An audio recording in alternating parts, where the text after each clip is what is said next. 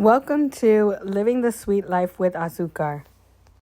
Living the Sweet Life with Azucar is a podcast by mental health therapist, spoken word artist, author, screenwriter, and playwright Simone Nicole, better known as Azucar, discussing what it is like to be creative in the working world in her interview segment Ask Azucar, finding solutions to any mental wellness questions in her Q&A segment Work Well Wednesdays, and spilling the tea in her special bi-weekly dating episodic Welcome to the Sugar Factory. Subscribers receive goodies on Freebie Fridays according to their tier level. Please remember to join the Sweet Teas on patreon.com/LA Sugar Factory. Here is part 2 of our interview. Enjoy. You said you focused 4 years on the rose garden. So Yeah. how did that start to bud? That started to bud simultaneously at the same time as myself being a poet. Oh, wow. So it was like, girl, when I tell you I jumped off the cliff and just trusted that I was gonna land on my destiny, like that's really what I did. I had an epiphany. All right. I so when I started performing, I told you I started performing and I hosted a slam. So I immediately started doing events. And then I did a couple events after that and took like a couple years off of doing events. Life started really lifing hard. Mm. Then life so hard that like it made a huge impact on my relationship, my job, like just my life, my quality of life. And I had to take a break, a leave of absence from my job because it was a very toxic environment that was affecting my mental health. And I didn't have poetry or anything like that as an outlet. I was writing, but I wasn't performing. I had taken like 2 or 3 years off. So then I decided to I had to take this forced break from work. They ended up giving me like 3 months off of work the whole summer. So this was my first time I got to spend the whole summer at home with my kids and my That must have and been so healing. and at the time my partner was an educator, so he was off on the summers as well. So it was like so nice to just have that. And when it was time for me to go back to that job, I was sitting on the porch and I was thinking to myself, like, I don't want to go back to that. I'm going to do it because I need the money right now. I gave myself 18 months and I was like, I need to figure out something. Mm. Um, and because I was like, how can I create a life where I don't have to do that anymore? And I can do something that I really love.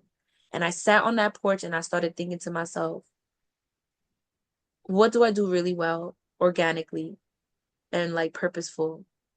And at first I was like, well, I'm a writer. I could write a book. But then I was like, I could publish a book right now, but it doesn't mean it's gonna be like New York bestseller. I'm gonna be selling like millions of the copies, like nobody really knows me. I got like 500 followers on social media. Like nobody knows me. Really get it. So then I started thinking, well, I'm really good at bringing people together. I'm really good at connecting the dots and creating spaces where people bridge gaps and people network. I've always been really good at that. So I was like, I should start doing events again. And that was September 2018. By November 2018, I had started my business, the Rose Garden Events. Whoa. And in September or October, I think, I hosted my not my first open mic, but I like to call it the first open mic of what has turned into 6 years of consecutive open mics. I have not skipped an open mic, not once. I think there was one time we skipped an open mic when COVID kind of came back out. It was like the end of 2020, Okay. or something like end of 2021, where like people got sick again. So I think everybody had COVID that month. And so we just canceled the open mic. But even when COVID happened, I jumped right into virtual, like immediately. Like quarantine was like March 10th. And by March 21st, I was hosting my first virtual Virtual. open mic. Wow. So like, yeah, when I realized that that was my that and like when I realized that that was what I was really good at, I realized the epiphany was this is my purpose. Something, a voice was like, this is your purpose, is to bring people together, to help them grow, to give them a space. Like I heard it and I was like, this is what I'm supposed to do. And I gave myself 18 months. By April 2019, I left the job.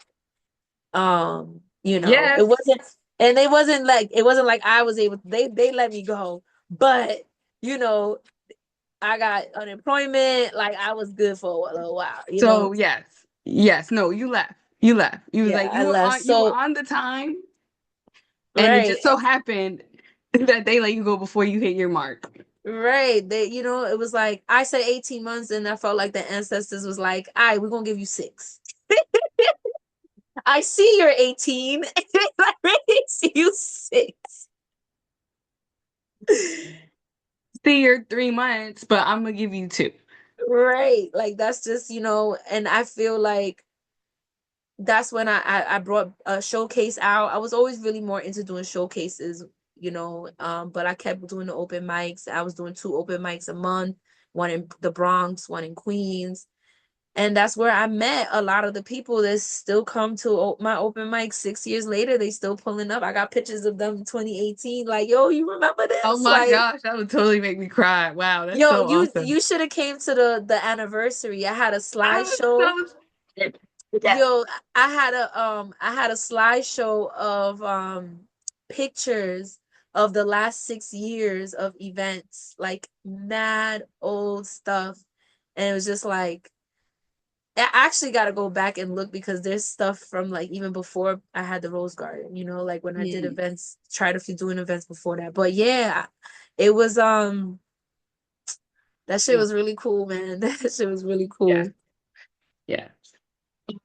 So let's speak a little bit more about that. So, since it's been many, many years, was there any like specific moment where you're like, whoa? One, either in the poem that was read on the stage, or two, in your life of like, okay, we got something here. Oh wow.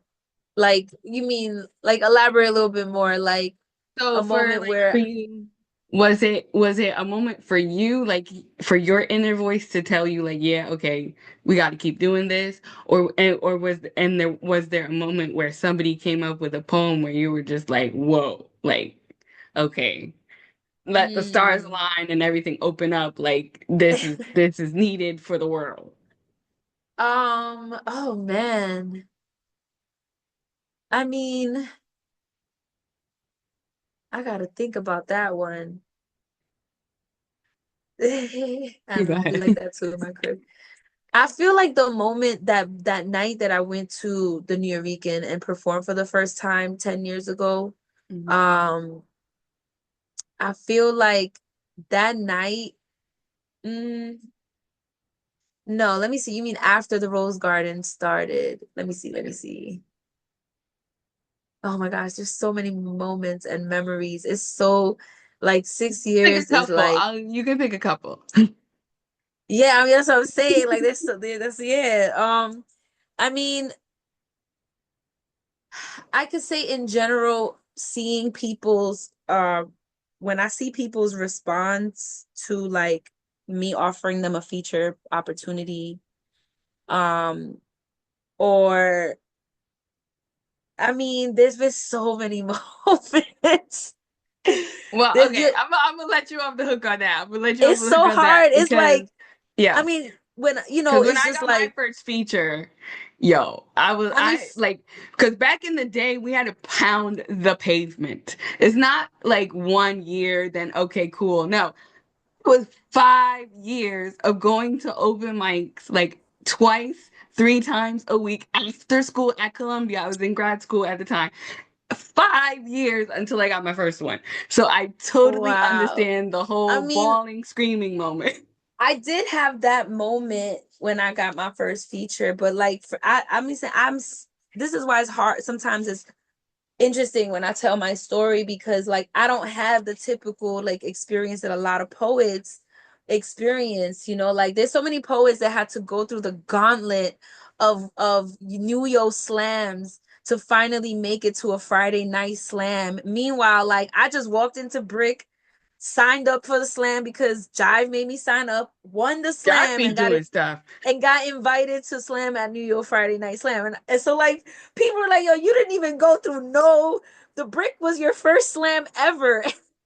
What I see with you, what I see with you, J Rose, is that you were being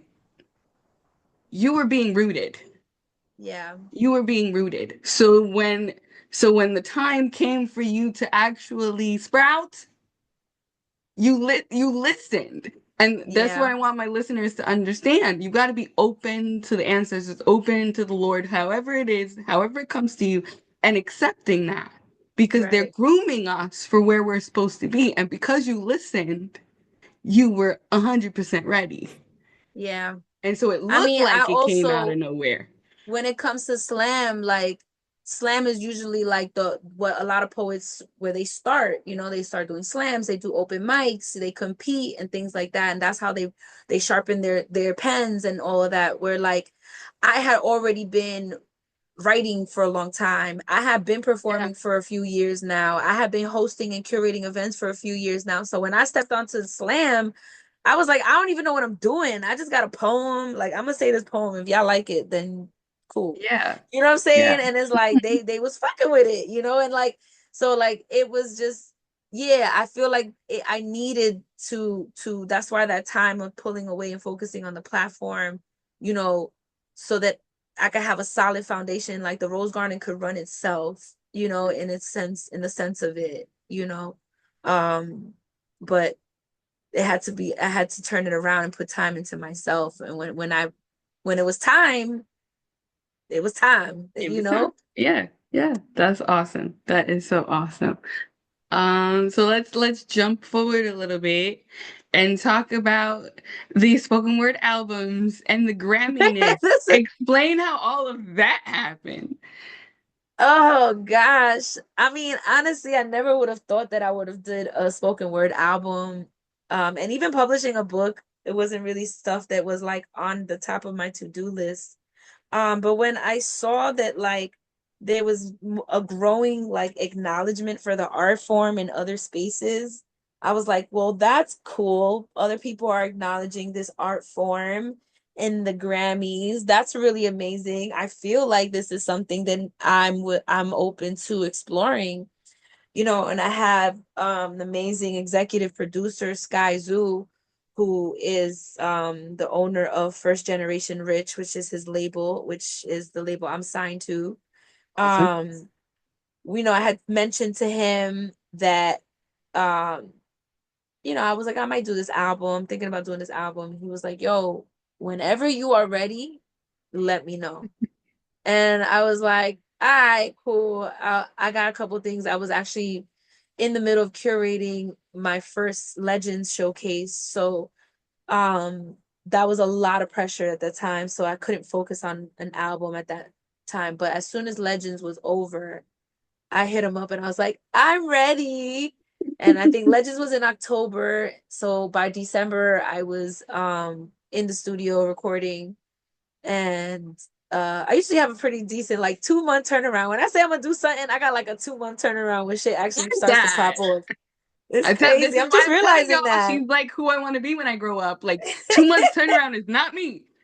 Like um, it has to season, it has to I boil. mean, but it's for me, it's been Yeah. seasoning, you know what I'm saying? But it's just for me, it's like it's been marinating it for a while. It's just the decision of like, okay, now I'm ready to cook. You know what I'm saying? Now I'm ready to Okay. take this out the freezer, defrost it, and we're gonna cook. We're gonna Cool. cook this shit. Got you.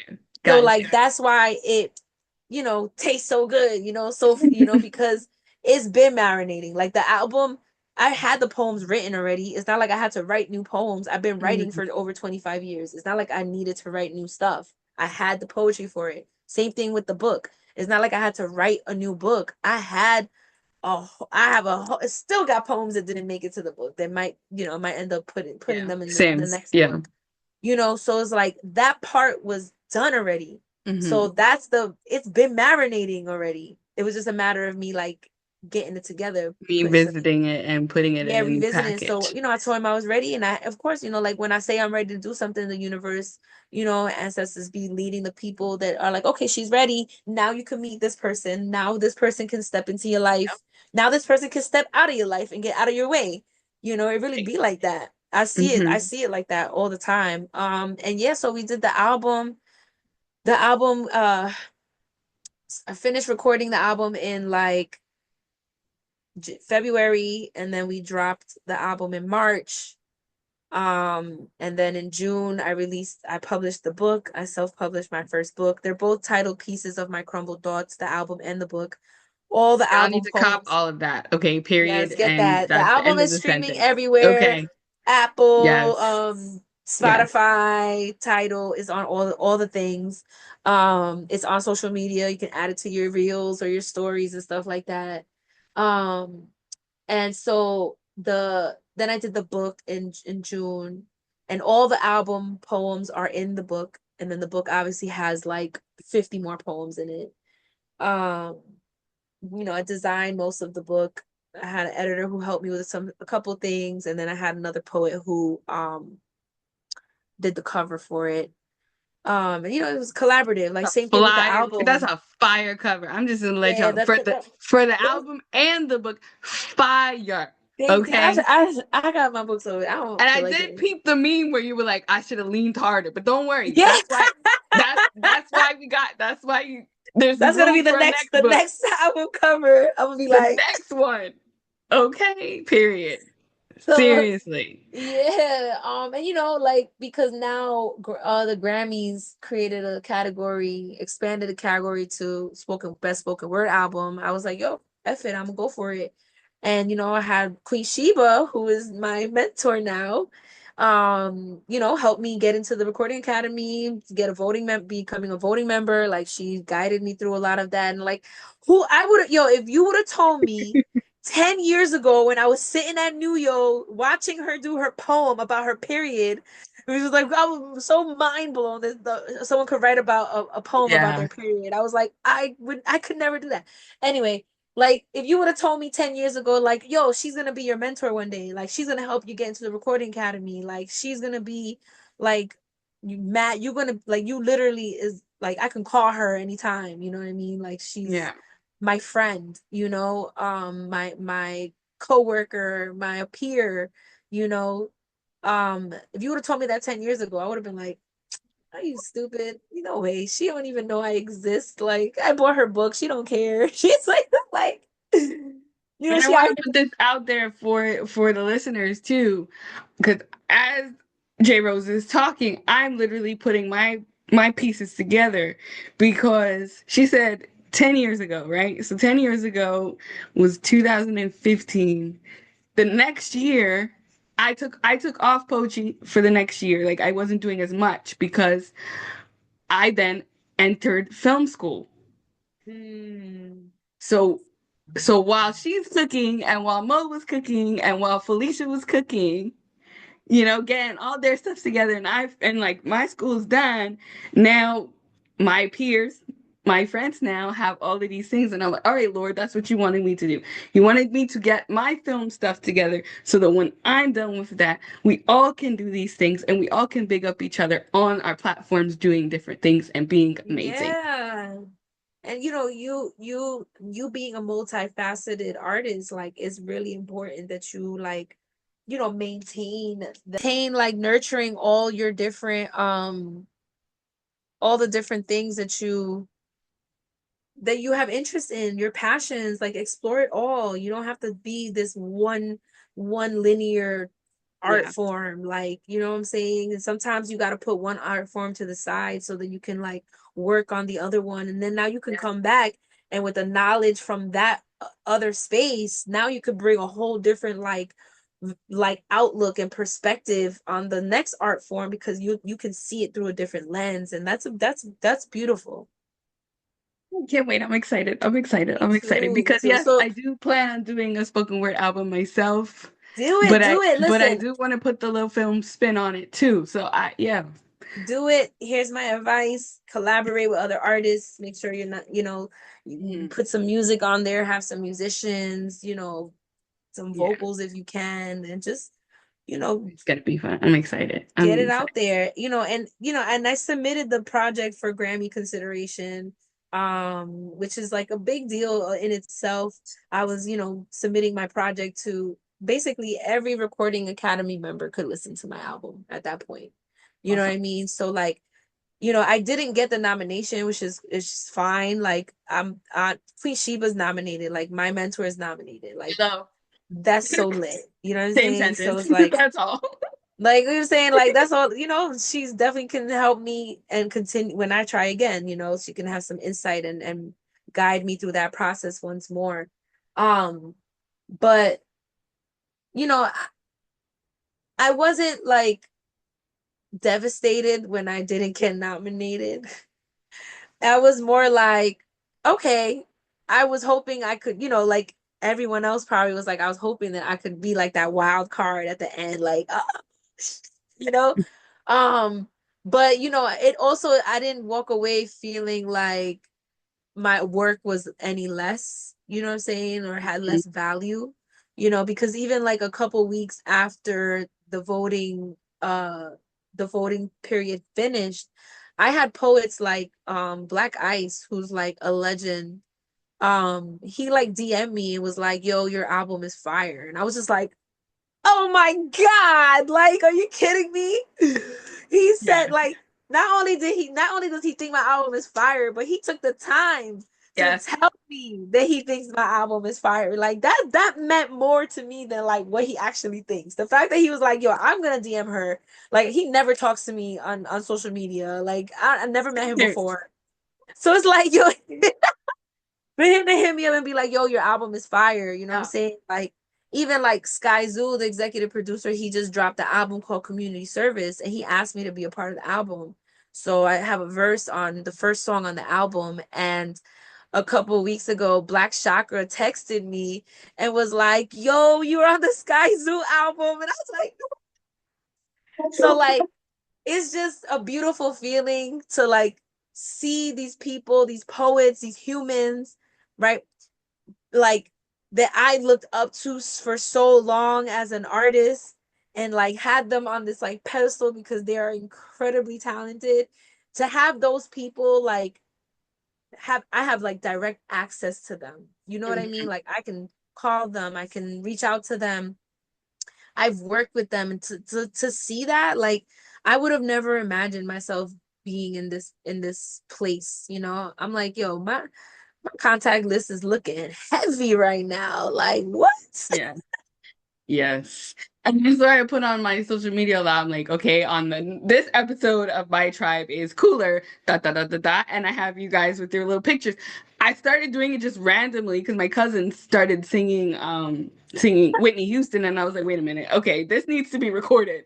Yeah, And then I was like, wait a minute, but I need to big up everyone else. So I just keep doing it and keep doing it. And it's just so amazing to see how everybody has grown and like where y'all are taking this thing that we love so much and how it's touching many different people in so many different art forms. Where do you it think you is. want to go next? Ooh, that's very interesting. I'm looking up at that's my like goals. I'm looking up at my goals that I have written up on my wall. Cause I gotta see them. I gotta see them every day. Like I can't wait to like cross them all off. That's like such a big goal right there for me. But Um, I mean, for myself, where do I Yes. see one? Yeah. Um, Definitely publishing more, putting out another project, but definitely looking into creating something that's more like a visual perspective on like the art. And not necessarily videos, but more like a show or something like that. Um, I'm working on uh publishing my first children's book, so I'm hoping that that can get done this year. Um, And yeah, and school is gonna be like a big thing for me. I've had a very like weird relationship with school in like my adult life. So it's like for a while I really didn't take it seriously and all this other stuff. So like because I really didn't know what I wanted to do, what now I know a lot more, things are more clear. So I yeah, finishing school, I definitely want to do that. And then as for poetry, I just want to see poetry like I want to see poetry in spaces that we don't typically see poetry.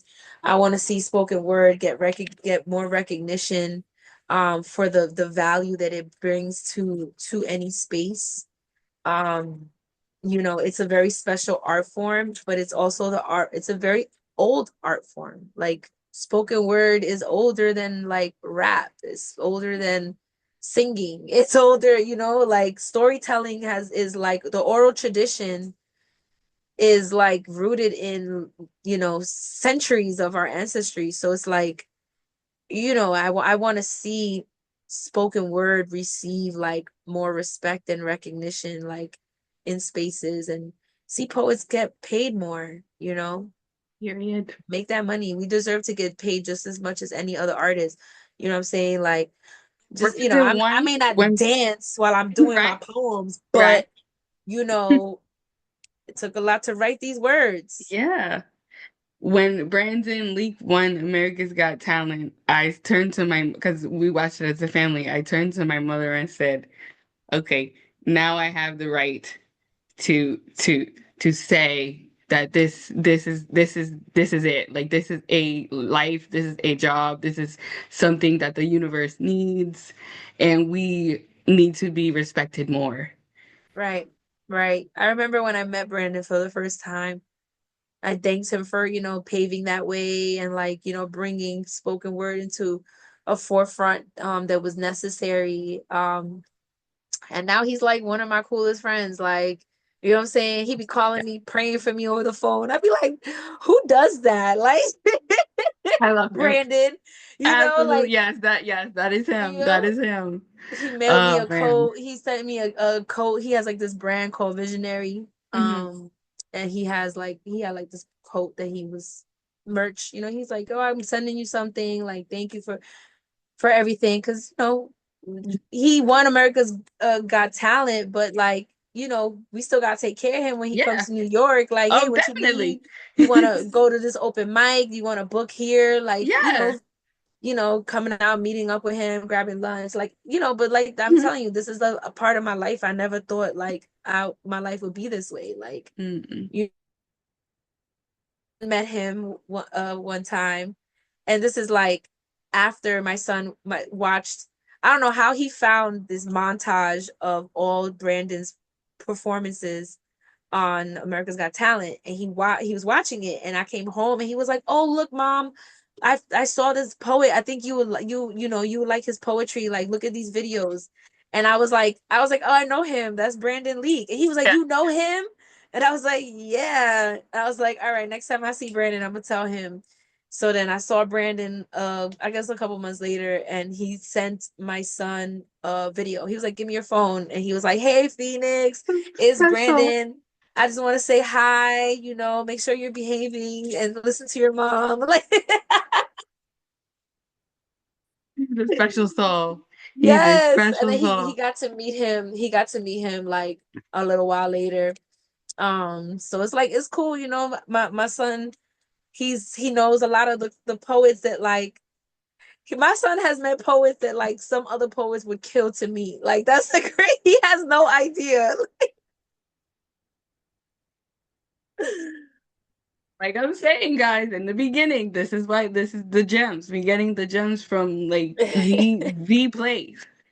Oh So my my God. last question for you is what do Mm, you want the people coming after us or the people that are starting to discover their voices to know? mm. Or what are the gems of wisdom you want to leave us with? Ooh. I mean, there's a few gems, but I'll try to keep it brief. Um, first of all, like when you find your voice, just know that like your voice matters, and you shouldn't compare yourself to others. I know a lot of times we strive to be at a certain level of skill, but understand that like that takes time. Um, some people are just naturally gifted at being on stage. And then some people are more naturally gifted at writing. But the case is not everybody's not always naturally gifted at both. You know what I mean? And then you have those rare people that are both. But if you are one of those people where one part is a little stronger than the other, like that's okay too. And if you're one of those people where both parts are not that strong, that's okay too. Like you have to continue working on your craft even when you're really good. Like you're Yes. always striving to strengthen that. How can I elevate this? How can I do this better? So understand that like there's always going to be a call for you to keep growing, right? Mm. um and that like don't look to this art form as like your only form of therapy. Like I know that poetry and creativity is therapeutic, but like also like make sure that you're taking care of your mental health, because like poetry shouldn't be your crutch. It's like poetry is more like the add-on, the cherry on top. you really you really need to focus on making sure that you're doing well, understanding that healing is a process. It's ongoing. You're never fully healed from something. So like, and take breaks, give yourself grace. You're not gonna nail every performance. You know what I'm saying? Like, trust me. I may you think I sound great when you see me, but like I've bombed some sets. You know what I mean? Like, and maybe not bomb to the audience, but like bomb to me. And then some that I bombed in front of the audience, that they definitely knew that it was bad. But like, remember that like it's okay to make mistakes. It's okay to stutter. It's okay to read from your phone. And whatever you want to be really good at, you have to work for it. Like that shit is not just gonna come to you. Like you have to put the work into it.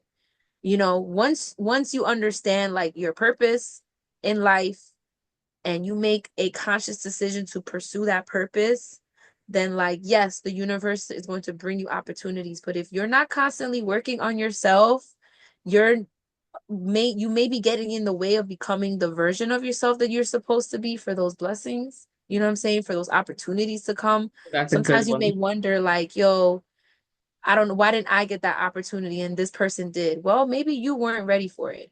Maybe if you would have gotten this opportunity, you would not have done it justice. Maybe you don't, I don't want to say you don't deserve it right now, because like we're worthy of the things that we want. But it's Haven't like, learned what you needed yet for it. yeah, you got to be prepared. You got to be just like you got to be prepared for certain blessings. Like people be wondering, why am I not a millionaire? Because you're gonna spend it on sneakers, bro. Like that's why you're not a millionaire. You know, you're gonna spend it at the casino. You're gonna spend it like on like toxic shit. That's why you're not a millionaire right now. You know what I'm saying? So like Mhm. if you really want to be like an artist and you want to take this artistry seriously, like how serious are you about it? You know what I'm saying? Like when you have a job and you take your job seriously, why wouldn't you do that for your own self? How bad do you really want it? Like, and understand that you got to put that work in. Um, but at the same time, that balance of giving yourself grace when things don't go the way you planned, because then not everything's gonna go the way that you planned. That's just what it is. And if you're writing and you're scared about getting on stage, if you're waiting for that feeling to go away before you get on stage, you're never gonna get on stage. Nope. And like if you are getting on stage and you're nervous, so it makes it you hesitate to like that feeling of nervousness will never go away. You will always be nervous. I'm always nervous before I perform. Me Like too. anxiety. If you see me before a feature set, I probably won't even talk to you. Like I'll say hi and like that, but I'm usually standing in a corner somewhere or outside. Like I can't even sit down at an event because I have so much anxiety that I can't stay seated. Mm. So once I accepted the fact that like that feeling is never going to go away and I feel like that because I care and this is important to me and that's not a bad feeling, like it made me realize that being nervous and anxious about this is not necessarily a bad thing. It means that, this is special. I don't want to mess this up.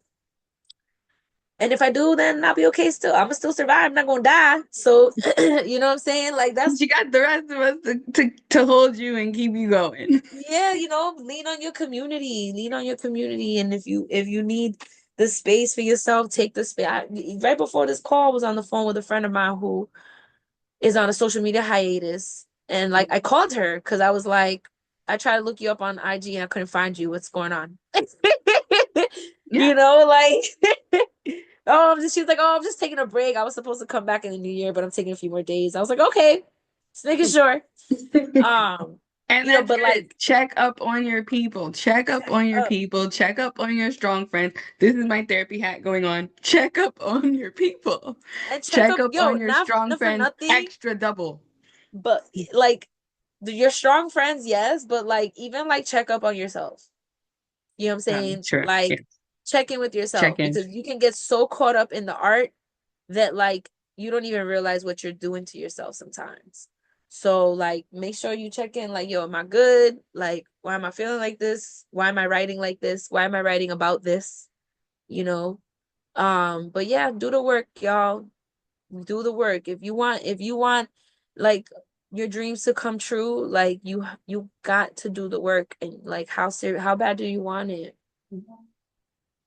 And that is literally why I called it Living the Sweet Life with Azucar, because I need to figure out how to live that sweet life, figure out what it is, Yes. put it together, and then it will come out of the oven nice and hot and yummy for everyone.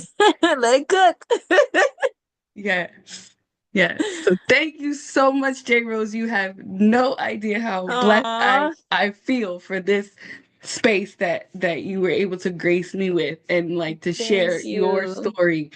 And I really want everybody to check up on J Rose and see what she's doing. Tell them your Instagram and everything. Yes, yes, yes. Please follow me on social media at My Crumbled Thoughts. That's My Crumbled Thoughts on all platforms, Instagram, Facebook, TikTok, all the things. You can stream my album, Pieces of My Crumbled Thoughts, on all streaming platforms. And you can purchase a signed copy of my book, also titled Pieces of My Crumbled Thoughts. You can find that on my website at therosegardenevents.com. The same thing on social media, the Rose Garden Events. Make sure you tap in. We do open mics every second Friday. We have amazing showcases. We do workshops, a whole lot of stuff. So, stay tapped in. Right. Yeah, Thank heard you it for having here. me. It's okay. Check her out, and we will see you next time. Thank you for listening to Living the Sweet Life with Azucar. Check us out on Instagram at La Vida Dulce Pod and at LA Sugar F on Twitter, and join the Sweet Teas crew on our Patreon to get behind the scenes access, exclusive first looks, and customized Azucar Welcome to the Sugar Factory merch. Check out our website, sweetlifewithasucar.libsyn.com, and don't forget to DM us at La Vida Dulce Pod for your questions for the Work Well Wednesday segment. See you next week with Welcome to the Sugar Factory and the next installment of Sugary Scandal and Entanglements.